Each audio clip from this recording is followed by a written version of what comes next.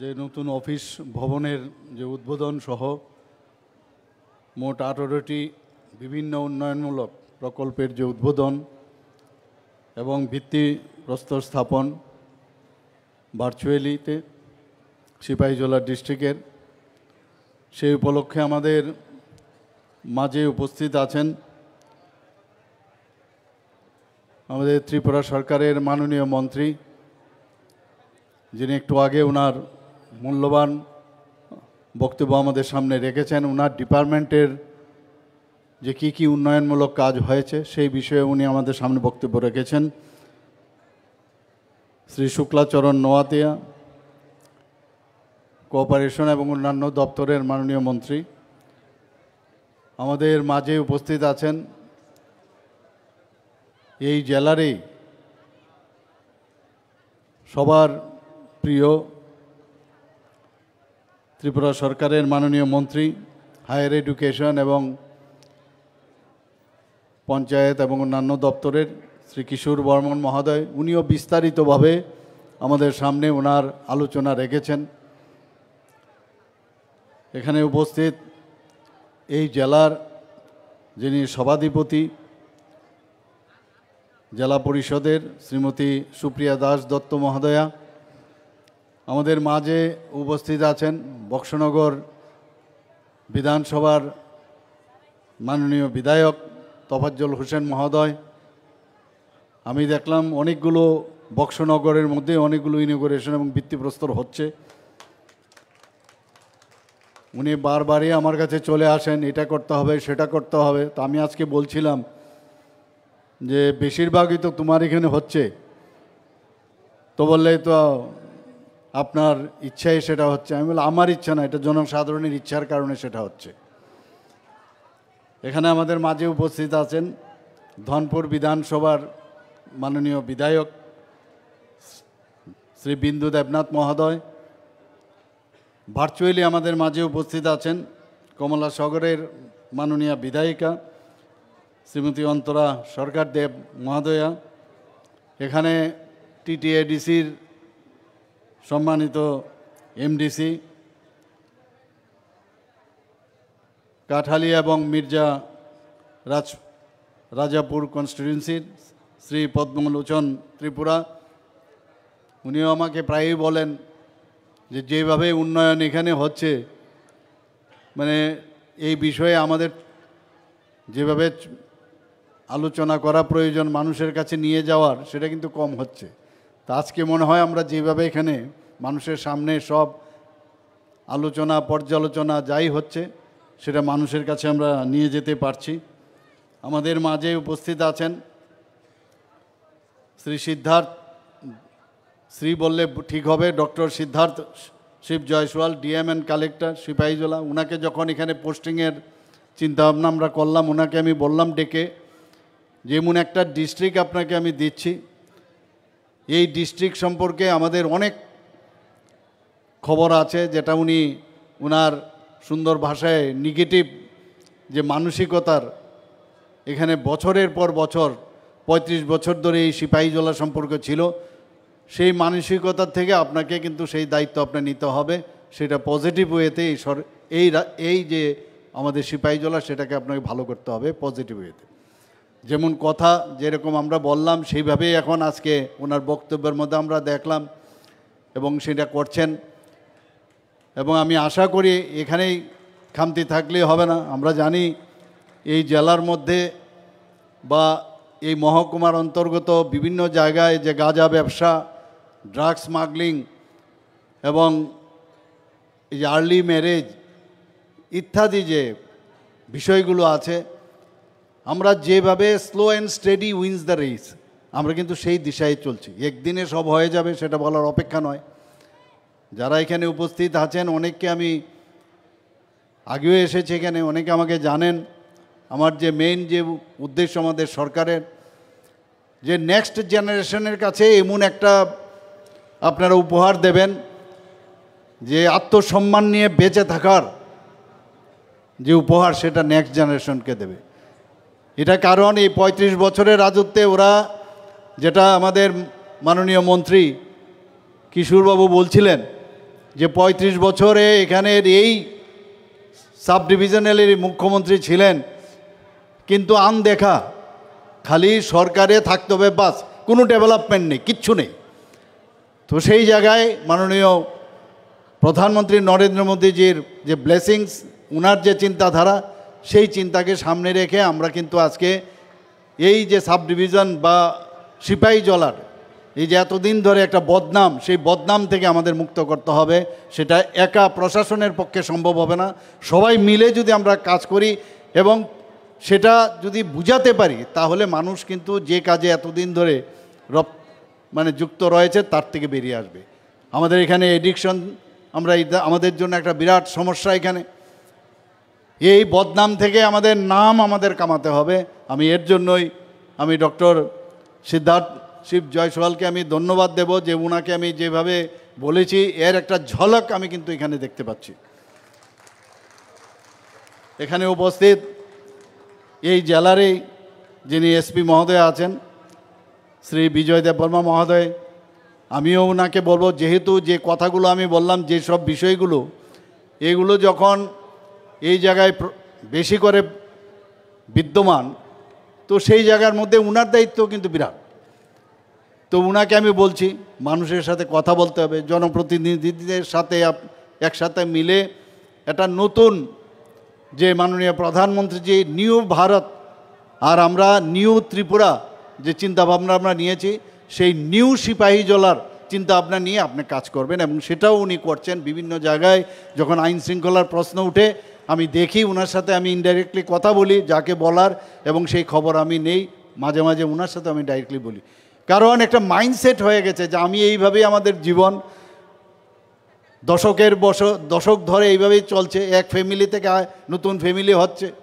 কিন্তু এর থেকে যদি আমরা শিক্ষার আলোতে যদি আমরা নিয়ে আসতে পারি, তাদের অ্যাওয়ারনেসের মাধ্যমে আমরা নিয়ে আসতে পারি, তাহলে এর থেকে অনেকে বিরত থাকবে। এখনকার ছেলে মেয়েরা, এখন যারা এতদিন এইসব কাজে লিপ্ত ছিল, তাদের বিরুদ্ধে একদিন কিন্তু যুদ্ধ ঘোষণা করবে যে এই কাজটা ঠিক নয়। তো উনিও সেই কাজটা করছেন। খালি গায়ের জোরে হবে না, পুলিশের নিজের, এটা তো শাসনের একটা ব্যবস্থা, কিন্তু যতক্ষণ ধরে মানুষ নিজেরা এর থেকে না বেরিয়ে আসবে, ততক্ষণ এটা খুব অল্প সময়ে পয়সা আসবে ঠিকই, কিন্তু মনে শান্তি পাবেন না, নানা রকম সমস্যায় থাকবে আপনার। যে কোনো সময় যে কোনো দুর্ঘটনা হতে পারে, এবং সেই দুর্ঘটনাতে কিন্তু আপনাদের প্রায়ই দেখি সিপাহীজলার মধ্যে এই ঘটনাগুলো হয়। আমি এখানে director elementary education, government of Tripura, virtually উপস্থিত আছেন শ্রী রাজীব দত্ত মহোদয়। এখানে জেলা পরিষদ, নগর পঞ্চায়েত সহ বিভিন্ন স্তরের যারা জনপ্রতিনিধিগণ আছেন, বিভিন্ন দপ্তরের লাইন ডিপার্টমেন্টের যারা আধিকারিকগণ আছেন, এবং বিশেষ করে যারা ছাত্রছাত্রীরা, অভিভাবক যারা এখানে উপস্থিত, এবং স্বাস্থ্যকর্মী, টিচার্স, নন টিচিং স্টাফ, এবং এই জেলার যারা বিশিষ্ট ব্যক্তিবর্গদের আমি দেখতে পাচ্ছি, আমি নাম নিলাম না সবার, অনেকে এখানে উপস্থিত আছেন, এবং আমার প্রিয় সাংবাদিক বন্ধুরা, সবাইকে আমি এখানে উপস্থিত থাকার জন্য, আমাদের কথা শোনার জন্য দীর্ঘ সময় ধরে আপনারা এখানে বসে আছেন, আপনাদেরকে হার্দিক অভিনন্দন ও শুভেচ্ছা জানাচ্ছি। আজকে এখানে যে বিভিন্ন যে উদ্বোধন হলো, এবং বিভিন্ন যে ভিত্তি প্রস্তর 18টি প্রকল্পের মোট যে ব্যয় প্রায় 50 করোড়, আমার পূর্ববর্তী বক্তা বলেছেন। এর মধ্যে দেখা যায় স্বাস্থ্য দপ্তরের মোট প্রকল্প হচ্ছে 60টি, শিক্ষা দপ্তরের হচ্ছে 5টি, আমাদের রাজস্ব দপ্তরের 5টি, এবং সংখ্যালঘু কল্যাণ দপ্তরের 1টি। এবং আমাদের আপনারা জানেন যে আমরা বারবার মাননীয় প্রধানমন্ত্রীজি বলছেন যে ইনফ্রাস্ট্রাকচার আমাদের যদি ডেভেলপ না করা যায়, তাহলে বাইরের থেকেও যারা ইনভেস্টার্স আছে তারাও আসবে না, প্লাস আমাদের যেসব ডিপার্টমেন্টের যদি ইনফ্রাস্ট্রাকচার তাদের যদি প্রপার প্ল্যাটফর্ম না দেওয়া যায়, তাহলে সাধারণ মানুষ থেকে শুরু করে, সেটা স্বাস্থ্যক্ষেত্রেই হোক, সেটা আমাদের এডুকেশন ক্ষেত্রেই হোক, রাজস্ব দপ্তরেই হোক, আমাদের যে সংখ্যালঘু সম্প্রদায়ের জন্য যে ব্যবস্থা, সে তাদের যদি না দেওয়া যায়, তাহলে সবকা সাথ সবকা বিকাশ আর বিশ্বাস আর প্রয়াস, সেটা কিন্তু কোনোদিন সম্ভব হবে না।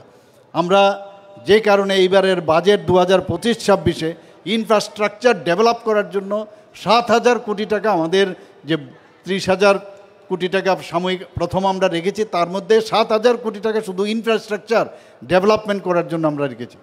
প্রায়শ আমি এখানে যখন বসেছি এর মধ্যেই বলা হচ্ছে, আমার মাননীয় মন্ত্রী, দুজনেই মন্ত্রী আমাকে বলছিলেন, এমএলএ সাহেবরা বলেন আমাদের এখানে এতগুলো প্রকল্প রেডি হয়ে আছে, আপনি কবে ডেট দেবেন।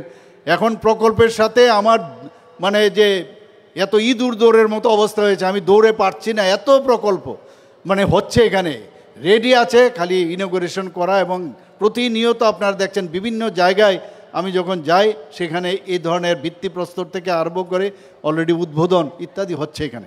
আমি বলতে পারি এখন সারা ত্রিপুরায় এখন উন্নয়নের যদি আমরা বলি, এটা কম আগের যে সরকার ছিল আমাদের 2018 আগে, সেগুলো মিথ্যা যেসব মানে কথা বলা হতো, আজকে কিন্তু আমরা সেটা হারে আর আমরা টের পাচ্ছি। আমরা বলছি সত্যিকারের অর্থে এখন উন্নয়নের যোগ্য চলছে। স্বর্ণযুগ বলতো, আমরা সেটা কিন্তু শুনেছি, কিন্তু এই জেলাতে দেখলেই বোঝা যায় কোথায় স্বর্ণ আর কোথায় রূপো আর কোথায় তাম্র, কিছুই খুঁজে পাই না আমরা।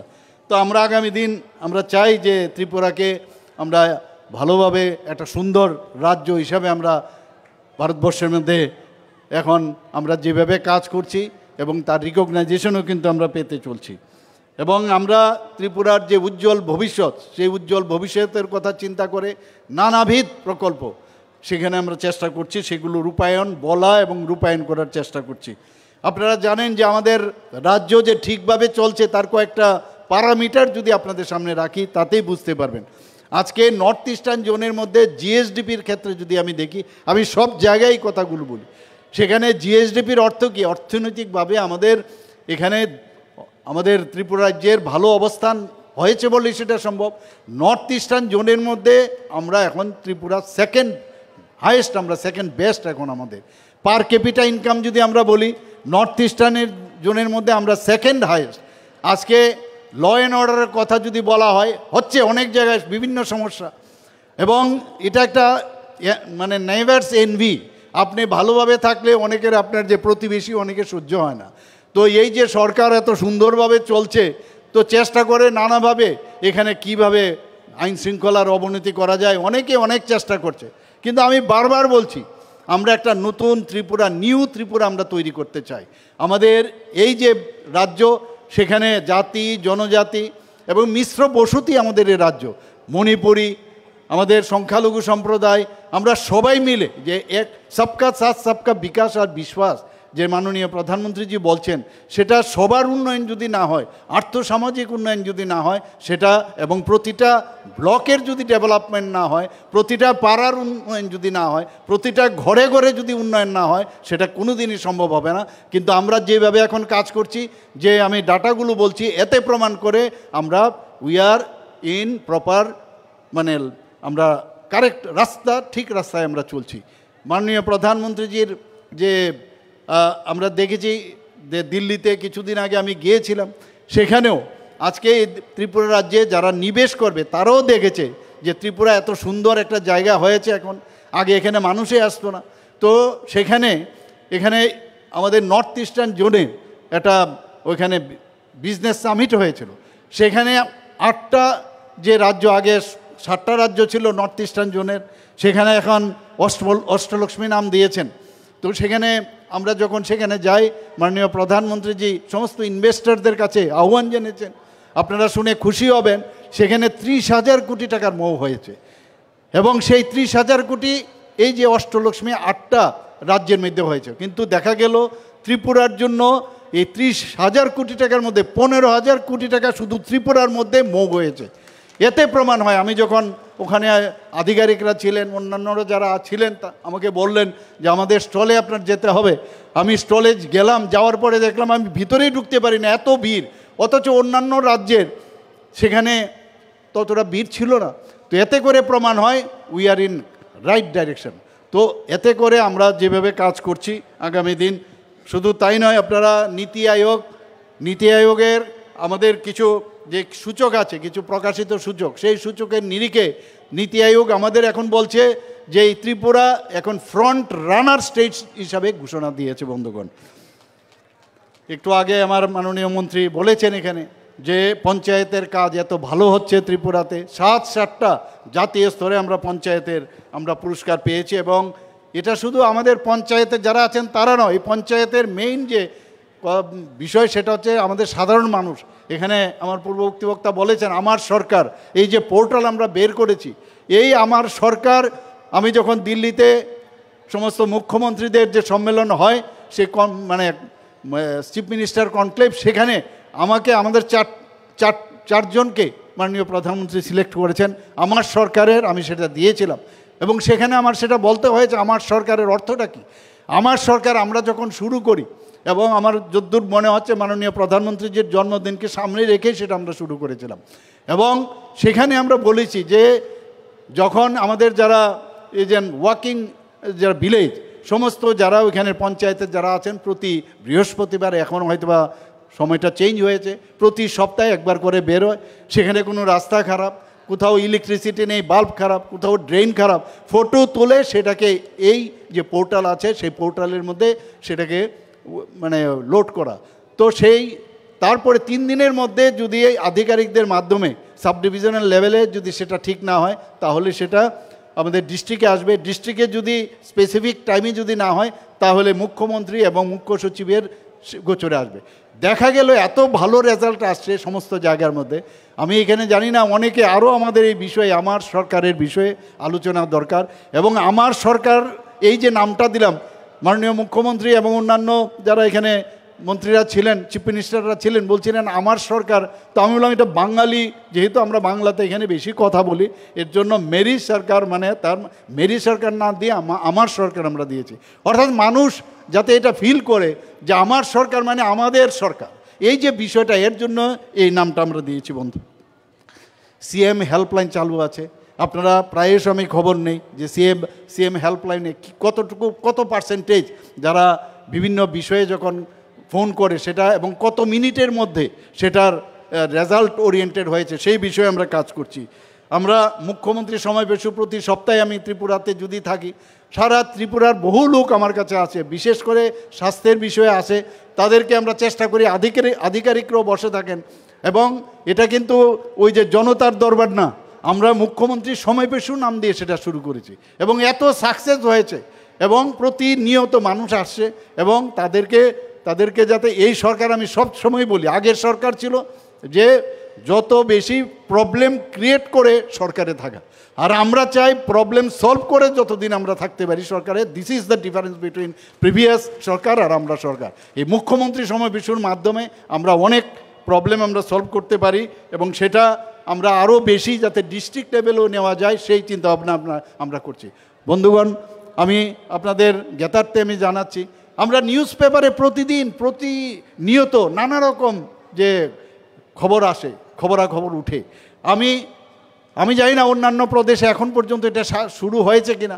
আমরা প্রতি ফোর্টনাইটলি 14 দিন বাদে সেক্রেটারিয়েটে বসি, আমরা সমস্ত স্টেট লেভেলের যারা সেক্রেটারিরা আছেন, প্রিন্সিপাল সেক্রেটারি আছেন, তাদের সাথে, যেহেতু এখন আমাদের প্রযুক্তির যুগ, ভার্চুয়ালি সমস্ত ডিএম এবং এসপি মহোদয় এবং ওই ডিস্ট্রিক্টের এবং সাব ডিভিশনাল যারা আছেন সেখানে উপস্থিত থাকেন, তাদের কাছে আগে আমরা পাঠিয়ে দিই এই নিউজগুলো উঠেছে তার বিষয়ে আপনারা জানান।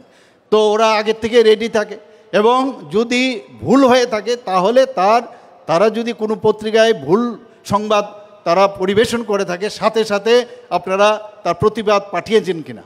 তো এই যে বিষয় আছে বা কোথাও হয়েছে সত্যি কেন হলো, এই যে একটা ভাইব্রেন্ট সরকারের যে প্রয়োজন, এখানে ডিস্ট্রিক্ট ম্যাজিস্ট্রেট সাহেব এখানে আছেন, সিপাহীজলার এসপি মহোদয় আছেন, ওনাদেরকে প্রায়শ আমি জিজ্ঞেস করি, তো ইচ্ছে করলে আপনার যে একটা সরকারকে কীভাবে চালাতে হয়, এই ধরনের আমরা প্রকল্প বা এই ধরনের আইডিয়া আমরা নিয়েছি, এবং সেইভাবে আমাদের সরকার কাজ করছে। আপনারা জানেন যে ত্রিপুরাই একমাত্র রাজ্য যেখানে ক্যাবিনেট থেকে শুরু করে ত্রিস্তরীয় পঞ্চায়েত, স্টেট, আমাদের বিভিন্ন ডিপার্টমেন্ট, ডিস্ট্রিক্ট, সাব ডিভিশনাল এবং ত্রিস্তর পঞ্চায়েত পর্যন্ত ক্যাবিনেট হয়েছে।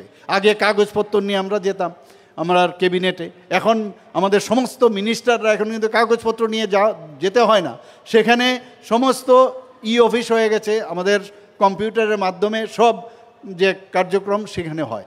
তো এই হচ্ছে ডিফারেন্স আমাদের, এবং আমরাই একমাত্র রাজ্য সারা ভারতবর্ষের মধ্যে যে ত্রিস্তরীয় পঞ্চায়েত পর্যন্ত আমরা সেটা পেপারলেস যে অফিস সেটা কিন্তু আমরা চালু করেছি।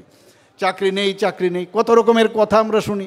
ত্রিপুরা সরকার, আমরা এই সরকার আসার পর আমাদের 2018 থেকে আমরা এখন পর্যন্ত প্রায় 20,184 জন আমরা চাকরি অলরেডি ডাইরেক্ট সরকারি চাকরি আমরা দিয়েছি, এবং এখন পর্যন্ত কোনো চ্যালেঞ্জ হয় না। অর্থাৎ স্বচ্ছতার সাথে কিভাবে চাকরি দিতে হয় সেটা এই সরকার দেখিয়েছে। আগে তো আপনারা জানেন 10,323 তাদের নিয়ে কত খেলনা কত কিছু হয়েছে। সেদিন আমি দেখলাম যে পশ্চিমবাংলায় যে চাকরি চলে গিয়েছিল সেখানে ডিভিশন বেঞ্চ থেকে একটা রায় এসে তারা অত্যন্ত উৎফুল্ল হয়েছেন। আরে এই উৎফুল্লর এর আগেই এখন সে বসে বসে আর তো কিছু কাজ নেই, সেই মিডিয়ার দৌলতে বা আপনার সোশ্যাল মিডিয়াতে যে সরকারকে কিছু করা উচিত। আরে আমরা তো অলরেডি করে ফেলেছি, কিন্তু আপনারা যে কাজটা করেছেন এখানে তো না টেট না, কিন্তু পশ্চিমবাংলায় তো টেট পরীক্ষা দিয়ে তারপরে পেয়েছে। আমি বলছি না তারা ঠিক করেছে, সেটা হয়তো বা সুপ্রিম কোর্টে যাবে। এখন সুযোগ পেয়েছে, আপনারা কিছু করুন। অরণ্যের রোদন, ক্রোকোডাইল টিয়ার যাকে বলে, তারা আমরা অলরেডি করেছি। তাদেরকে 2 বছরের জন্য আমরা করেছি, তাদেরকে এক্সটেনশন দিয়েছি। নানাভাবে আমরা চেষ্টা করেছি যে উনাদেরকে কোনো রিলিফ দেওয়া যায় কিনা, এখনও আমরা চেষ্টা করছি। উনাদের কারণে এটা হলো, এবং উনাদের যে মানে পার্টনার এখন হয়েছে কংগ্রেস, এই দুজনে, একজন মানে চাকরি খেয়েছে আর একজন চাকরি অন্যায়ভাবে দিয়েছে। তো এদের সম্পর্কে মানুষ এখন জানে, আর আমাদেরকে শেখাতে হবে না, আমরা জানি কি করতে হবে না করতে হবে, আমরা জানি। এখানে আমাদের যে এই গোমতী জেলা, ধলাই জেলার Ganganagar block prime ministers award for excellence in public administration 2024 সেটা আমরা পেয়েছি। অর্থাৎ প্রপারলি একটা অ্যাডমিনিস্ট্রেশন কীভাবে চালাতে হয়, ডিস্ট্রিক্টে হোক ব্লক হোক, সেগুলো কিন্তু এখন আমরা দেখতে পাচ্ছি ন্যাশনাল লেভেলে আমাদের স্বীকৃতি আসছে। আমাদের গোমতী জেলা সেখানে হোলিস্টিক ডেভেলপমেন্ট অফ ডিস্ট্রিক্টস ক্যাটাগরিতে, এবং ধলাই জেলার গঙ্গানগর ব্লক এক্সপ্রেশন ব্লক ক্যাটাগরিতে পুরস্কার পেয়েছে। এগুলো এই কারণে বলছি, একের পর এক আমাদের যেভাবে কাজ করছে আমাদের সরকার। আমরা শুধু মাননীয় প্রধানমন্ত্রী যে বারবার বলছেন যে আত্মনির্ভর ভারতের কথা উনি বারবার বলছেন, সেটা কথাই নয়, কাজের মাধ্যমে সেলফ রিলায়েন্ট আমাদের হতে হবে। 140 কোটি ভারতবাসীর যেন নিজের পায়ে নিজে দাঁড়াতে পারে, সেই চিন্তাধারা মাননীয় প্রধানমন্ত্রীজির যে আহ্বান, আমরাও সেই দিকে কাজ করছি। আপনারা জানেন যে ত্রিপুরাতে যারা আমাদের গ্রামীণ মহিলারা আছেন তাদেরকে আমরা বিশেষভাবে তাদের আর্থসামাজিক যাতে উন্নয়ন হয় সেই কাজটা করছি। আগে মাত্র 4,000, 2018 আগে 4 থেকে 4,500 মতো এসএইচজি গ্রুপ ছিল। এখন কত হয়েছে? প্রায় 54,000-এর উপরে এসএইচজি গ্রুপ হয়েছে। শুধু তাই নয়, তাতে করে প্রায় 4,76,000 মহিলা এর সাথে যুক্ত হয়েছে। এবং মাননীয় প্রধানমন্ত্রীজি লাখপতি দিদির যে চিন্তাভাবনা উনি ছিলেন, ত্রিপুরাতে আমাদের টার্গেট রয়েছে যে 1,14,000 যে লাখপতি দিদি গড়ার, সেখানে আমরা প্রায় 1,08,281 জন লাখপতি দিদি আমরা বানিয়ে তৈরি করেছি। এবং সেটা যদি আমরা পার্সেন্টেজের দিক দিয়ে দেখি তাহলে 95% আমরা সেই জায়গাটা আমরা চলে এসেছি। বন্ধুগণ, এখানে যেহেতু আজকে শিক্ষারও বিষয়ে অনেকগুলো আমরা ইনোগ্রেশন এবং ভিত্তিপ্রস্তর আমরা করেছি, আমরা জানি যে শিক্ষা ছাড়া আমরা কোনো দিনই একটা জাতি সামনের দিকে এগিয়ে যেতে পারবে না। এবং আমরা জনজাতি এলাকার মধ্যে আমরা দেখেছেন যেটা এখানে প্রায় ইএমআরএস অর্থাৎ যে ওখানে মানে মডেল রেসিডেন্সিয়াল স্কুল সেখানে তৈরি করা অলরেডি আমাদের 2018 আগে মাত্র 4টা ইএমআরএস ছিল এখানে, একলব্য মডেল রেসিডেন্সিয়াল স্কুল। আর আজকে আমাদের এখানে আমাদের সরকার আসার পর টোটাল 21টার মতো ইএমআরএস এখন জনজাতি এলাকায় হচ্ছে। এবং শুধু তাই নয়, সেখানে অলরেডি আমাদের 6টা চালু হয়ে গেছে, আরও 6টা সামনের বছরে সেটা চালু হবে, বাকিগুলো সেখানে শুরু। আমি নিজেও অনেক জায়গায় গেছি, এত সুন্দরভাবে, এবং ভারতের যে তার যে বৈশিষ্ট্য ভারতীয়তা রেখে সেই স্কুলগুলো হচ্ছে। বাইরের থেকে টিচাররা আসছেন, এত সুন্দর পড়াশোনা হচ্ছে যাতে জনজাতিদের পড়াশোনা ঠিকভাবে করতে পারে, সেই কাজটা এখানে করছেন। শুধু তাই নয়, এবার আমি দিল্লিতে গিয়েছি, তার কিছু ক্রাইটেরিয়া আছে যে 20,000 মিনিমাম জনজাতি থাকতে হবে সেখানে, এবং টোটাল পপুলেশনের 50% আমাদের জনজাতি থাকতে হবে। তা আমি গিয়ে কিছু 1-2 জায়গার মধ্যে আমি বলেছি যদি রিল্যাক্সেশন করা যায় আরও 15টা যাতে ইএমআরএস হয়, তার জন্য আমি দাবি জানিয়ে এসেছি এখানে। বন্ধুগণ, অন্ধকার থেকে আলোর দিকে যদি আমাদের যেতে হয়, শিক্ষা ছাড়া কোনো দিন সম্ভব নয়। মাননীয় প্রধানমন্ত্রীজি বারবার বলছেন আগামী দিনে যারা ইউথ যারা আছেন তাদের কাছেই আমাদের এই ভবিষ্যৎ, এবং সেই ভবিষ্যতের জন্য আমরা তো তৈরি করতে হবে। আমরা জনপ্রতিনিধি, আমাদের অ্যাকাউন্টেবিলিটি আছে, তাদের জন্য যদি আমরা সমস্ত আজকে এখানে যেভাবে আমরা বিল্ডিংগুলো দেখলাম একের পর এক, এখানে সাব ডিভিশনাল অফিস থেকে শুরু করে বিভিন্ন স্কুলের বা অন্যান্য ইনফ্রাস্ট্রাকচার এত সুন্দরভাবে হয়েছে। আমি খালি নজর দেই, আমরা তো কাজ দিচ্ছি, কিন্তু কোনো অবস্থায় সে কাজে যেন ব্যাঘাত না ঘটে। আমি ডিস্ট্রিক্ট ম্যাজিস্ট্রেটকে আমি বলেছি, আমি এসপি মহোদয়কে বলেছি, কোনো জায়গায় এটাও একটা মানে বহুদিন ধরে এই যে কমিউনিস্টদের আমল থেকে যে একটা স্বভাব হয়ে গেছে যে কোনো জায়গায় কাজ দিলে তার প্রতি একটা যে নানা রকম বাধা সৃষ্টি করে, সেখানে একটা মানে রোজগারের একটা ব্যবস্থা। আমি বললাম এইগুলোকে কাউকে ছাড়া হবে না, হয়তো বা সময় লাগবে, কিন্তু আস্তে আস্তে করে সেটাও কিন্তু আমরা সমাপ্ত করব। সেই কথাগুলো আমি প্রায় সময় বলি। বন্ধুগণ, আমরা ইকুইটি উইথ এক্সিলেন্স, যেটা মাননীয় প্রধানমন্ত্রীজি যে জাতীয় শিক্ষানীতি 2020-তে সেটা নিয়েছেন, এবং সেই হিসাবে আমরাও তার মার্গদর্শনে chief minister scholarship for achievers towards higher learning, যার সংক্ষিপ্ত নাম সিএম সাপ, সেই প্রকল্প আমরা শুরু করেছি 2024-এ। আমরা জানি যে বহু ছেলে মেয়েরা আছেন যারা পয়সার কারণে পড়াশোনা করতে ব্যাঘাত ঘটে, তো এর জন্য এই সিএম সাপ প্রকল্প আমরা শুরু করি, অর্থের অভাবে যাতে মেধা না হারিয়ে যায়, এই যে প্রতিশ্রুতি তার মূল মন্ত্র মাথায় রেখে আমরা এই প্রকল্পের সূচনা করেছি। এর মধ্যে অনেকজনকে আমরা তাদেরকে আমরা সেইভাবে হেল্প করেছি এখানে। বন্ধুগণ, আমাদের এখানে বিদ্যালয়ের যে প্রাইমারি যে বিদ্যালয়গুলো আছে সেখানে ফাউন্ডেশনাল যে লিটারেসি এবং নিউমেরেসির উপর আমরা জোর দিয়েছি। নিপুণ ত্রিপুরা যে প্রকল্প, প্রায় 10,000-এর বেশি যারা টিচার্সরা আছেন তাদেরকে আমরা ট্রেনিং দিয়েছি, যাতে প্রপারলি ছোট যারা শিশুরা আছেন তাদেরকে প্রপারলি ট্রেনিং দিতে পারে। সব জায়গায় একরকমভাবে ট্রেনিং দিলে হবে না তাদের জন্য, এবং শিশুদের মধ্যে যে আনন্দমুখর যে পরিবেশ, তাদের মধ্যে যাতে প্রেশার দিয়ে তাদের পড়াশোনা না করানো হয়, তার জন্য এই ট্রেনিংয়ের ব্যবস্থা আমরা করেছি। এখন পর্যন্ত নিপুণ ত্রিপুরা প্রকল্পে প্রায় 4,260টি বিদ্যালয়ে নিপুণ কর্নারও আমরা তৈরি করেছি। একটা মানে শ্রেণীকক্ষের মধ্যে বিভিন্ন খেলার সামগ্রী নিজেদের তৈরি, সেই নিপুণ কর্নার যে কোনো দেখলেই মনে হবে যে না এটার খেলার মানে ছলে তাকে পড়াশোনা করানো, সেই কাজটা আমরা করছি।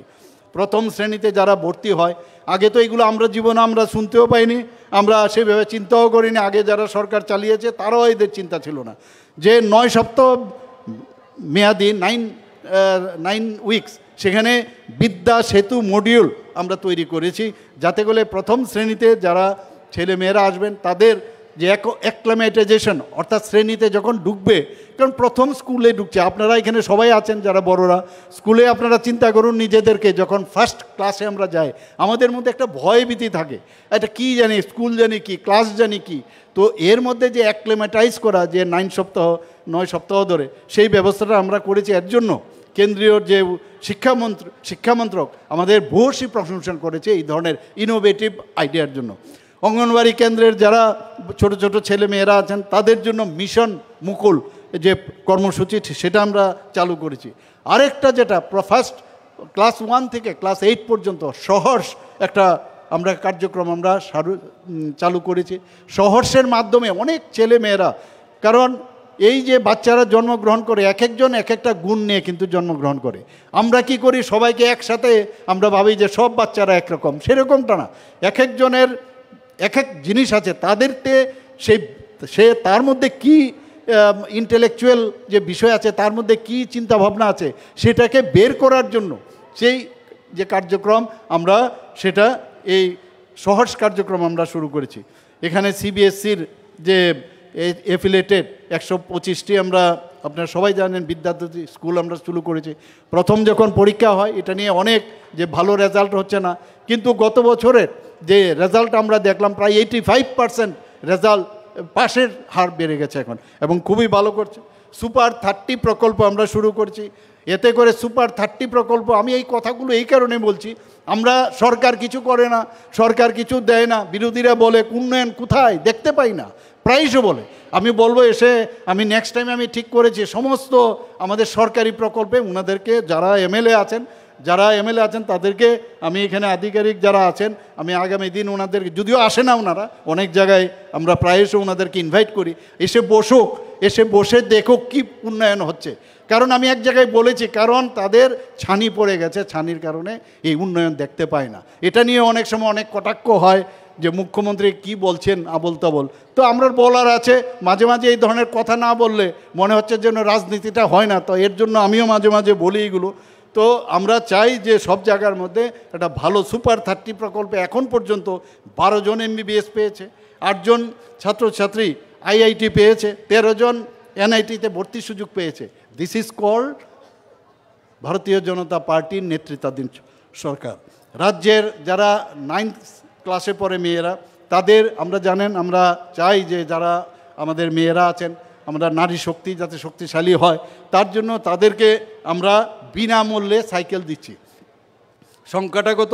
1,22,509 জন। Chief minister's annual state award for academic excellence, সেটাকে 703 জনকে আমরা অলরেডি আইপ্যাড এবং ট্যাব আমরা এর মধ্যে দিয়েছি বন্ধুগণ। আমরা 84টি বিদ্যালয়কে পিএমসি স্কুল হলে অনেকগুলো বেনিফিট থাকে, তার স্ট্যান্ডার্ডাইজেশনও বেশি থাকে, তো সেইভাবে আমরা পিএমসি স্কুলে রূপান্তরিত করেছি। বন্দে ত্রিপুরা একটা চ্যানেল আমরা শুরু করেছি। আপনারা জানেন যে কোভিডের সময় অনেক সমস্যা হচ্ছিল, ছেলেমেয়েরা তারা স্কুলে যেতে পারতো না, কিন্তু ঘরে বসে এই বন্দে ত্রিপুরার মাধ্যমে, সেই চ্যানেলের মাধ্যমে শিক্ষা লাভ করা, এবং সেখানে আমি নিজেও গেছি প্রপারলি হচ্ছে কিনা, প্রপার টিচার আছে কিনা, সেটাকে আরও বেশি মডার্নাইজেশন করা যায় কিনা, এখনও সেটা চালু আছে, এবং এতে করে অনেক সুবিধা হচ্ছে। আমরা Tripura science talent search examination, সেটা আমাদের সরকার আসার পর, এবং ম্যাথ ট্যালেন্ট সার্চ এক্সামিনেশন, যারা নবম শ্রেণীর যারা ছাত্রছাত্রীরা আছেন তাদের মধ্যে যাতে বিজ্ঞান নিয়ে চিন্তাভাবনা হয়, কারণ বিজ্ঞান এটা অন্যান্য stream, with due respect to other stream, কারণ বিজ্ঞান নিয়ে করলে আমাদের দেশের জন্য এবং রাজ্যের জন্য অনেক উন্নয়ন হয়, তাদের মধ্যে সেটাকে আরও বেশি করে যাতে আমরা তাদের উদ্বুদ্ধ করা যায়, সেই কাজটা আমরা করছি বন্ধুগণ। বিগত 5 বছরে এখন টিচারও তো লাগবে, শুধু খালি স্কুল ইনফ্রাস্ট্রাকচার করলে তো হবে না, সেখানে নন টিচিং স্টাফও লাগবে। আমরা একদিকে যেমন ইনফ্রাস্ট্রাকচার তৈরি করছি, এবং আবার আরেক দিকে টিচার এবং প্রপারলি টেট এডুকেটেড TRBTর মাধ্যমে, এবং আমরা বিভিন্ন যেসব আমাদের TPSCর মাধ্যমে বিভিন্ন কলেজ স্কুলে আমরা কিন্তু সেভাবে দিচ্ছি। বিগত 5 বছরে 5,215 জন শিক্ষক, এবং লাইব্রেরিরও দরকার 115 জন লাইব্রেরিয়ান আমরা নিয়োগ করেছি। আমরা গত 1 বছরে এই জাস্ট ফাইন্যান্সিয়াল ইয়ার, সেখানে জয়েন্ট JRBTর মাধ্যমে 567 জন প্রার্থীকে LDC এবং মাল্টিটাস্কিং স্টাফ আমরা নিয়োগ করেছি বন্ধুগণ। সবচেয়ে বড় গৌরবের বিষয়, আমি নিজেও সেখানে ছিলাম, যে আমাদের মিজোরাম এবং গোয়ার পরে ত্রিপুরা একমাত্র রাজ্য যেখানে আর দেশের 3য় পূর্ণ স্বাক্ষর রাজ্য হিসাবে সেটা ডিক্লেয়ার দিয়েছে, এবং ইউনেস্কোর যে ক্রাইটেরিয়া, যে 95% সেই যে ক্রাইটেরিয়া আছে, সেটা হলেই তাকে পূর্ণ রাজ্য হিসেবে ঘোষণা করা হবে। ত্রিপুরা 95.6%, এবং 23শে জুন 2025-এ সেটা ঘোষণা হয়েছে। This is the 3rd state in the country. বন্ধুগণ, প্রায়শই বলে এমন জায়গায় কলেজ নেই, আমরা অলরেডি আমবাসা, কাকরাবন এবং করবুকে আরও 3টি সরকারি ডিগ্রি কলেজ যাতে হয়, এখানে আপনাদের জন্য অনেক সুবিধা হবে। এর মধ্যে আমরা কাকরাবনে আমরা সেটা শুরু করে দিয়েছি, 25-26 শিক্ষাবর্ষে সেটা শুরু হবে। মুখ্যমন্ত্রী কন্যা আত্মনির্ভর যোজনায় আমরা 140 জন মেধাবী যারা ছাত্রীরা আছেন, এটাকেই বলে যে জনমুখী যে একটা সরকার, সেটাতে প্রমাণিত হয়। 140 জন যারা আমাদের 12th ক্লাস পাস করেছে, তাদেরকে আমরা বিনামূল্যে স্কুটি আমরা প্রদান করেছি। বন্ধুগণ, আপনারা ভাইফোঁটার সময় আমি যখন মুখ্যমন্ত্রী প্রথম হই, অনেকে এসে আমাকে বলছেন, আমাদের মেয়েরা বোনেরা এসে বলছেন যে কিছু একটা ঘোষণা করুন। তা আমি বললাম যে ঠিক আছে, ঘোষণা করলাম। আমি সরকারি আধিকারিকদের সাথে কথা বললাম, আমার যারা কলিগ ছিল তাদের সাথে কথা বলার পরে, যারা ডিগ্রি কলেজে সমস্ত ফি থেকে আরম্ভ করে, ডেভেলপমেন্ট ফি থেকে আরম্ভ করে, ডিগ্রি কলেজে মেয়েদের সমস্ত যে আপনার যে ফি, সবগুলো আমরা মুকুব করেছি 2022-23 শিক্ষাবর্ষ থেকে। যারা দিব্যাঙ্গন আছে, যারা দৃষ্টিহীন আছেন, তাদের জন্য চিফ মিনিস্টার স্পেশাল স্কলারশিপ আমরা চালু করেছি। এবং আপনারা শুনে খুশি হবেন, লক্ষ্য একটা প্রকল্প আমরা শুরু করেছি, যে অনেকে IAS IPS এবং সেটা হতে চায়, এবং UPSCতে যেতে, কিন্তু তার জন্য তো পড়াশোনার একটা জায়গায়, ভালো জায়গায় যেতে হবে। তার জন্য তাদেরকে উৎসাহিত করার জন্য আমরা লক্ষ্য একটা প্রকল্প আমরা শুরু করি। সেখানে এখন পর্যন্ত 10 জনকে মানুষকে এই প্রকল্পে আর্থিক সাহায্য দেওয়া হয়েছে।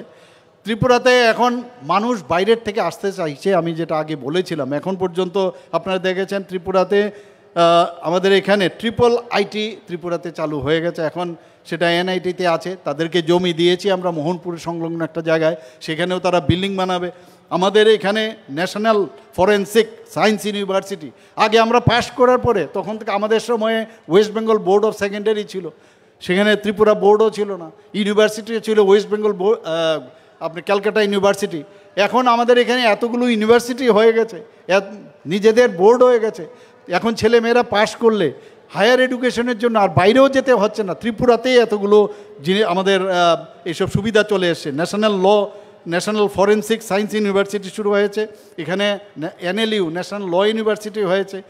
একটু আগে আমাদের মাননীয় মন্ত্রী বলেছেন যে ত্রিপুরা ইনস্টিটিউট অফ টেকনোলজি, যেটাকে আমরা টিআইটি বলি, সেটাকে আমরা ড্রোন সেন্টার, এবং আমি কিছুদিন আগেও সেখানে আমি গিয়েছিলাম, এনসিসিদের একটা প্রোগ্রাম ছিল, সেখানে গিয়ে আমি অত্যন্ত খুশি হয়েছি যে সেখানে আমরা চালু করে এসেছিলাম একটা ড্রোন সেন্টার, এবং সেটাকে রিসার্চ যাতে করা যায়, এবং ওরা প্রদর্শনও করেছে। এবং সেই টিআইটিকে আমরা আগামী দিনে আমাদের ক্যাবিনেটও ডিসিশন হয়েছে, সেটাকে ইউনিভার্সিটি আমরা করতে যাচ্ছি। শুধু তাই নয়, আমরা এর আগেও 2022-23 যে পুরনো যে আগরতলা সরকারি ডিগ্রি কলেজ, পানিসাগর সরকারি degree college, Shri Aurobindo general degree college, যেটাকে আমরা ইংলিশ মিডিয়াম করেছি, নতুন সরকারি ডিগ্রি কলেজ আমরা চালু করেছি। আমরা শুধু তাই নয়, যেটা আমার মাননীয় মন্ত্রী বলেছেন অলরেডি, যে মহিলা কলেজ অনেক দিনের একটা চিন্তা ভাবনা ছিল, অনেকে এই বিষয়ে আমাদের সাজেশনও দিয়েছে। তো উইমেন্স ইউনিভার্সিটি আমরা করতে যাচ্ছি, এটা আমার মনে হয়, আমি জানি না অন্যান্য কোথাও আমাদের অন্যান্য প্রদেশে আছে কি না। তো আমরা এর জন্য যা যা করার, ইনফ্রাস্ট্রাকচার ডেভেলপ করার, ফিনান্সেরও আমরা কনকারেন্স নিয়েছি, এবং সেইভাবে আমরা কাজ করছি। এখানে আগে মেডিকেল কলেজে যাওয়ার জন্য 7টা, 8টা, 9টা, 11টা, 13টার মতো আমাদের সিট আসতো, আর আজকে ত্রিপুরাতে কত মেডিকেলের আসন? 450-র মতো সিট আমাদের ত্রিপুরাতে এখন আছে। অর্থাৎ ত্রিপুরার ছেলে মেয়েদের কত ইজিলি এমবিবিএস পড়ার সুযোগ রয়েছে। ডেন্টাল কলেজ অসম্ভব, একটা সিট আসতো, সেখানে আজকে গভর্নমেন্ট ডেন্টাল কলেজ এখানে হয়ে গেছে। আসন সংখ্যা কত?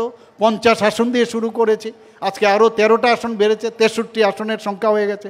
এখানে বিএসসি নার্সিং কলেজ গভর্নমেন্টের শুরু হয়েছে, এখানে ফার্মেসি কলেজ শুরু হয়ে গেছে। তো একটা মেডিকেল হাব তৈরি করার জন্য যা যা দরকার সেটা করছি। এখানে আপনারা সবাই জানেন যে আরও ইউনিভার্সিটি, মাননীয় আমাদের যে উচ্চ শিক্ষার যিনি মন্ত্রী আছেন, ওনার কাছে অনেকগুলো আরও বেশি যাতে এখানে ইউনিভার্সিটি হয় তার জন্য ফাইল পড়ে আছে, সেগুলো হচ্ছে ধাম্মাদীপা ইন্টারন্যাশনাল বুদ্ধিস্ট ইউনিভার্সিটি চালু হয়েছে, Techno India university, Aryabhatta international university, Mata Tripura সুন্দরী ওপেন ইউনিভার্সিটি, সেগুলো শুরু হয়েছে, ইকফা ইউনিভার্সিটি। প্রচুর ইউনিভার্সিটি আমাদের এখানে কিন্তু ত্রিপুরাতে এখন আসতে চাইছে, একটাই কারণ যে এই রাজ্যে প্রপার একটা সরকার এখানে চলছে, এবং তার উপর বিশ্বাস এবং আশ্বাস যে আমরা দেই, তার উপর বিশ্বাস ওনাদের আছে।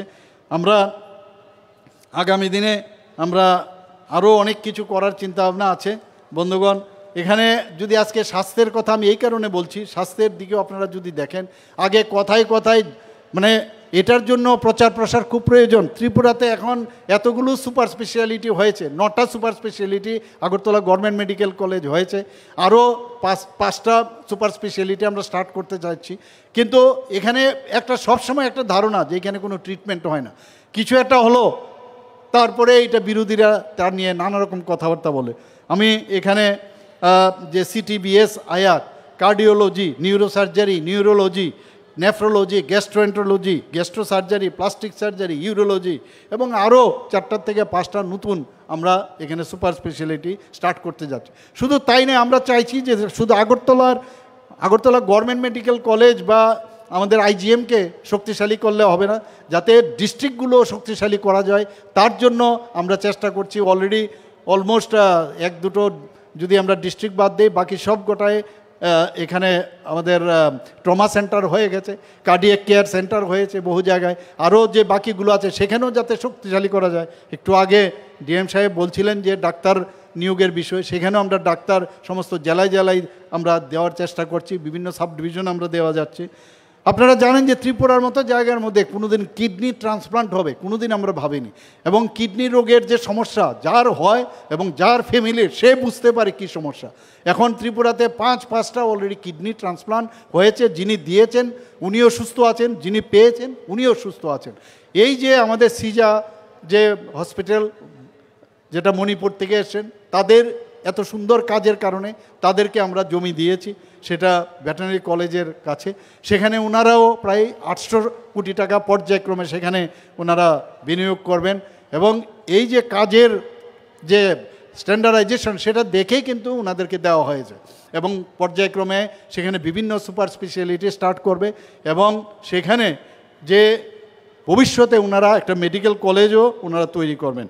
আমাদের এইমসের সাথে আমরা বসে থাকি না, যে আমাদের এত সুন্দর ইনফ্রাস্ট্রাকচার থাকা সত্ত্বেও, আমি বলছি না 100% আমরা সব কিছু ভালো করছি, কিন্তু একটা চেষ্টা আছে আমাদের, যে আমাদের মেডিকেল কলেজে এত সুন্দর ব্যবস্থা থাকে, ইনস্ট্রুমেন্ট আছে, আমাদের বায়োমেডিক্যাল এত কিছু ব্যবস্থা আছে, তাহলে কেন ভালো সুযোগ বা মানে পরিষেবা মানুষকে দেওয়া যাবে না? তো যে কারণে 15 অক্টোবর 2025 নয়াদিল্লিতে আমি গিয়েছিলাম, সেখানে এইমসের যিনি ডাইরেক্টর আছেন ডক্টর শ্রীনিবাস, ওনার সাথে আমরা ত্রিপুরা সরকার এবং এইমসের মধ্যে একটা মৌ চুক্তি হয়, যাতে ওনারা মাঝে মাঝে ত্রিপুরাতে আসবেন, এসে বিভিন্ন হসপিটাল, আমাদের হসপিটালে কিভাবে, কারণ ইনফ্রাস্ট্রাকচার থাকলে হবে না, সেখানে প্রপারলি কিভাবে তার ম্যানেজমেন্ট করতে হবে সেই বিষয়ে ওনারা দীর্ঘ কথা আমাদের সামনে রেখেছেন, এবং আমি আশা করি যে এইগুলোর কারণে আমাদের এখানে স্বাস্থ্যের যে জন্য বাইরে যে যায় তার কিন্তু অনেক বেশি এখন মানুষ বাইরে যাওয়ার থেকে অনেকটা বিরত হয়েছে। ওএনজিসি ফাউন্ডেশন এবং এজিএমসি এবং জিবিপি 14 অক্টোবর একটা স্পেশাল ওয়ার্ড ওএনজিসি আমাদের দিয়েছেন, সেই বিষয়ে মৌ স্বাক্ষরিত হয়েছে। রামকৃষ্ণ মিশনের সাথে আমরা মৌ স্বাক্ষর করেছি, যাতে আরও বেশি করে এখানে স্বাস্থ্য ব্যবস্থা আরও ভালো হয়। আমাদের রেডিওলজিক্যাল ইমেজ সিস্টেম এবং ল্যাবরেটরি রিপোর্টিং সিস্টেম, সেটা প্রপারলি আমরা যেভাবে চিন্তা করেছি সেটাও ভালো কাজ হচ্ছে। টেলিমেডিসিন, প্রায়শ বহু লোক আসে যে শুধু দেখানোর জন্য, খালি কনসালটেশনের জন্য বাইরে শুধু টাকা পয়সা খরচ করে যেতে হয়। আমরা বললাম যে পেশেন্ট টেলিমেডিসিনের মাধ্যমে আমরা অলরেডি এইমসের সাথে আমরা মৌ করেছি, তো সেখানে 5,000 টাকা করে দেবে, সরকার দেবে 5,000, এবং আমি বলেছি সেখানে যে তার যে পেশেন্ট, শুধু ডাক্তাররা থাকবে না, পেশেন্ট পার্টিকে নিয়ে সেখানে বসবে, এবং যিনি ডাক্তার তার কাছে তার যে সাইন অ্যান্ড সিমটম, তার যে উপসর্গগুলো আগেই যেন সেখানে পাঠিয়ে দেওয়া হয়, সেটার জন্য কাজ এখন শুরু হয়ে গেছে, এবং আমি আশা করি যে এতে করে কিন্তু অনেকটা সুবিধা হচ্ছে। ত্রিপুরা রাজ্যের ডাক্তারবাবুদের মধ্যে কিন্তু বা স্বাস্থ্যকর্মীদের মধ্যে গুণের কিন্তু অভাব নেই, প্রপারলি করছে কি না, যখন ডাক্তারবাবু যখন ওখান থেকে বলবেন ভার্চুয়ালি বলে না প্রপার ট্রিটমেন্ট হচ্ছে, তাহলে তাদের মধ্যেও কিন্তু সেই বিশ্বাসটা আসবে, তাহলে এবং ট্রিটমেন্টের যদি কিছু চেঞ্জ করতে হয় সেখান থেকে যখন বলবেন সেভাবে চেঞ্জ করতে পারে। আমাদের ল্যাপ্রোস্কোপি মেশিন, গ্যাস্ট্রো সার্জারি এবং অবস গাইনের জন্য 3,60,00,000 টাকা ব্যয়ে নতুন এই মেশিন আমরা এনেছি। Smart lab facility, genetic lab, modular diagnostic, এগুলো রিসেন্টলি আমরা শুরু করতে যাচ্ছি। আপনারা জানেন যে আমাদের যে পিজি কোর্স, আমাদের প্রায়শ যারা মন্ত্রী বাহাদুররা আছেন, এমএলএ সাহেবরা আছেন, জনপ্রতিনিধিরা প্রায়ই বলেন আমার হসপিটালে একজন স্পেশালিস্ট দেন। তো স্পেশালিস্ট তো কিনতে পাওয়া যাবে না, তৈরি করতে হবে। তো তাদের জন্য আমরা যে আমাদের আগরতলা গভর্নমেন্ট মেডিকেল কলেজে এতদিন ধরে আমাদের যে আসন সংখ্যা ছিল সেটা অনেক কম ছিল, সেখানে এখন কিন্তু আমরা অনেকটা বৃদ্ধি করেছি, এবং আগামী দিন আরও বৃদ্ধি হবে। তো যখন এখান থেকে আমাদের ডাক্তারবাবুরা পিজি করে পাস করবে, প্রায় 94 আসন সংখ্যা, আমরা আগে 80 করেছিল, সেখানে 94 সংখ্যা বেড়েছে। ত্রিপুরাতে আমরা আগে এটার বিষয়ে এই বিষয়ে আজকে এখানে উনি বলেননি, কিন্তু মাঝে মাঝে যখন আমাদের রিভিউ হয় সেখানে বলা হয়েছে শিশু মৃত্যুর হার ত্রিপুরাতে কিন্তু কেন্দ্রীয় সরকারের বিভিন্ন যে প্রকল্প, সেখানে কিন্তু আমরা দেখেছি যে প্রকল্পের কারণে আমাদের শিশু যে মৃত্যুর হার ত্রিপুরাতে আগে অনেক বেশি মাত্রায় ছিল, কেন্দ্রীয় যে শিশু মৃত্যুর হার তার থেকে অনেক কম। মাতৃকালীন সময়ে যে মৃত্যু জাতীয় হারের থেকে অনেক হ্রাস পেয়েছে। টিবি নির্মূলীকরণ, মাননীয় প্রধানমন্ত্রীজি বারবার বলছেন যে এলিমিনেশন অফ টিবি মাস্ট, এবং এর জন্য বিভিন্ন আমরা প্রচার প্রসারও করছি। এবং আজকে আরেকটা বিষয় এখানে না বললে নাই হয়, এবং আমার মনে হয় এটা বলা দরকার, যে এইচআইভি যে ইনফেকশন এবং এইডস, আমরা সবাই জানি যে এইচআইভি ইনফেকশন যদি এটা একটা মারাত্মক ব্যাধি, এই ইনফেকশন আমাদের শরীরে যখন হয় নানা রকম কারণে এইচআইভি হয়ে থাকে, আর একবার যদি এইচআইভি হয় সেটা কিন্তু শরীর থেকে যায় না, এবং তার যে সাইন অ্যান্ড সিমটম উপসর্গ সেটা কিন্তু বোঝা যায় না। যত স্ক্রিনিং করা যাবে তত বেশি আমাদের এইচআইভির সংখ্যা ত্রিপুরাতে কত এখন কিন্তু খুব উদ্বেগজনক অবস্থায় আছে। আমাদের নর্থ ইস্টার্ন জোনের মধ্যে আমরা এখন 4th পজিশনে আমরা আছি। কাজেই এই দিকেও আমরা এখন আমরা যে ব্যবস্থা নিয়েছি তাতে করে অনেকটা হ্রাস পেয়েছে, কিন্তু তার জন্য সব মানুষের সমস্ত জনসাধারণের কাছে আমি বলবো তার জন্য অ্যাওয়ারনেস এবং একটু নজরদারি আপনাদের দরকার।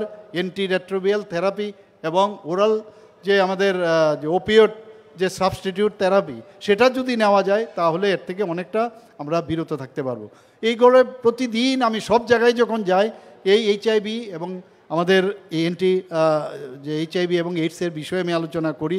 এবং আপনারা নিশ্চয়ই জানেন যে এইচআইভিতে যারা আক্রান্ত হয়েছে প্রায় 2180, তাদেরকে এই সরকার একটা মানবিক যে সরকার সেখানে তাদেরকে 2000 টাকা করে ভাতা আমরা দিচ্ছি, এবং বিভিন্ন জায়গায় যে ইন্টিগ্রেটেড কাউন্সিলিং টেস্টিং ইত্যাদি আমরা সেখানে করছি। প্রধানমন্ত্রী জন আরোগ্য যোজনার কথা যদি বলেন, আমরা যে টার্গেট ছিল 100%, সেটা কিন্তু প্রায় 17 লক্ষ যে আয়ুষ্মান যে কার্ড সেটা দেওয়ার সেটা আমরা কিন্তু অলরেডি সেই টাচ করে ফেলেছি। মুখ্যমন্ত্রীর জন আরোগ্য যোজনা সেটাও কিন্তু কাজ করছে এখানে, সেটাও আমরা প্রায় এই প্রধানমন্ত্রীর জন আরোগ্য যোজনায় এখন পর্যন্ত প্রায় 250 কোটি 47 টাকার যে দাবি সেটা আমরা নিষ্পত্তি করেছি। চিফ মিনিস্টার জন আরোগ্য যোজনা একই ধাঁচে আমরা শুরু করেছি, সেখানেও প্রায় 26 কোটি আমরা সেই দাবি আমরা নিষ্পত্তি করেছি। বন্ধুগণ, এখানে সংখ্যালঘু কল্যাণ মন্ত্রকের যিনি মাননীয় মন্ত্রী সেখানে বলেছেন যে বিষয়ে আজকে এখানে উদ্বোধন হলো, আমি ওই বিষয়ের উপরই কয়েকটা কথা বলার আপনাদের সামনে চেষ্টা করেছি। আপনারা জানেন যে পবিত্র হজ যাত্রা যাতে নির্বিঘ্নে সম্পন্ন হয় তার জন্য 42 জন তীর্থযাত্রী যাতে আর্থিকভাবে সহায়তা করার জন্য 55 লাখ এর জন্য ব্যয় হবে, সেই ব্যবস্থা আমাদের দপ্তর থেকে করা হয়েছে। আমাদের 2025-26 অর্থ বছরে যেখানে ওয়াকফ সম্পত্তির যে উন্নয়ন এবং তার সুরক্ষার জন্য প্রায় 1,20 লক্ষ টাকা ব্যয় করার পরিকল্পনা রয়েছে। সংখ্যালঘু যে গ্রামগুলো আছে সেখানে যাতে আরও বেশি উন্নয়ন করার জন্য 5 কোটি টাকা এবারের যে বাজেট সেখানে সেই বাজেটে সে বরাদ্দ রাখা হয়েছে। PM জেবিকে এই প্রকল্প নিয়ে মাননীয় মন্ত্রী বাহাদুর আমার সাথে কথা বলছিলেন যে প্রায় 20 কোটি টাকা এর জন্য বরাদ্দ হয়েছে। উনি আমাকে বলছেন যে এইগুলো প্রপারলি মনিটরিং করার প্রয়োজন এবং আমরা নিশ্চয়ই এর মধ্যে আমরা বসবো, সেখানে আমরা রিভিউ করব। সংখ্যালঘু যারা শিক্ষার্থীরা আছেন প্রি মেট্রিক পোস্ট মেট্রিক ছাত্র তাদের 9 কোটি 35 লক্ষ টাকা বরাদ্দ করা হয়েছে। এভাবে একের পর এক আমরা বলছি যে সবাইকে নিয়ে আমাদের চলতে হবে। আমাদের এই রাজ্যে একটা নতুন ত্রিপুরা, আবার বলছি, এখানে জনজাতিদের মধ্যেও ভুল বুঝিয়ে আমরা দেখেছি, ওদেরকে নানাভাবে ভুল বুঝিয়ে এটা মানে ভোটের বাক্সে পরিণত করেছে। আমি যারা এখানে সংখ্যালঘু সম্প্রদায়ের আছেন তাদেরকেও আমি বলবো যে আমরা ভারতবর্ষে আমরা আছি, আমরা সবাই ভারতীয়, আমরা সবাই মিলে ভুল বুঝিয়ে অনেক কথা বলে আমরা সবাই মিলে একসাথে থাকবো সেই আশা রেখে আমি এখানে আবার আমাকে আসার জন্য নিমন্ত্রণ করার জন্য আমি ওনাদেরকে ধন্যবাদ দেব, আয়োজকদের, এবং সবাইকে হার্দিক অভিনন্দন জানিয়ে আমার কথা বলা শেষ করছি। নমস্কার, জয় হিন্দ, ভারত মাতা কি জয়। অনেক অনেক ধন্যবাদ মহাশয় আপনার এই মূল্যবান বক্তব্যের জন্যে। আমাদের দর্শক আসনে যারা রয়েছেন তাদের সকলের অবগতির জন্য জানিয়ে দিতে চাই আমাদের অনুষ্ঠানের একেবারে শেষ পর্ব